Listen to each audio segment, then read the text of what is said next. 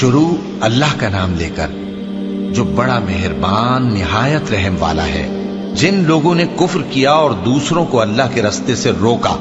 اللہ نے ان کے اعمال برباد کر دیے، اور جو لوگ ایمان لائے اور نیک عمل کرتے رہے اور جو کتاب محمد صلی اللہ علیہ وآلہ وسلم پر نازل ہوئی اسے مانتے رہے،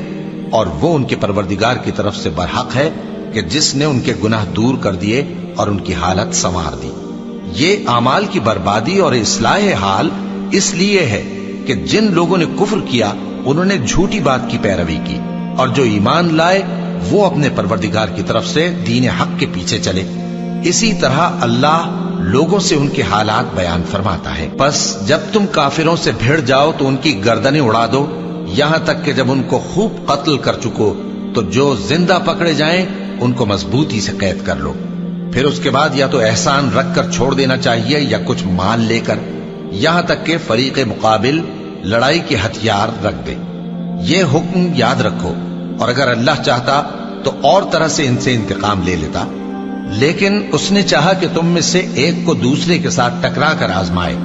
اور جو لوگ اللہ کی راہ میں مارے گئے ان کے اعمال کو وہ ہرگز ضائع نہیں کرے گا، بلکہ ان کو سیدھے رستے پر چلائے گا اور ان کی حالت درست کر دے گا، اور ان کو بہشت میں جس سے ان کو پہلے سے واقف کر دیا ہے داخل کرے گا۔ اے اہل ایمان،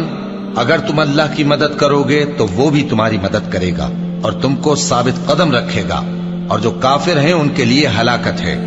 اور اللہ ان کے اعمال کو برباد کر دے گا۔ یہ اس لیے کہ اللہ نے جو چیز نازل فرمائی انہوں نے اس کو ناپسند کیا، تو اللہ نے ان کے اعمال اکارت کر دیے۔ کیا انہوں نے ملک میں سیر نہیں کی تاکہ دیکھتے کہ جو لوگ ان سے پہلے تھے ان کا انجام کیسا ہوا؟ اللہ نے ان پر تباہی ڈال دی،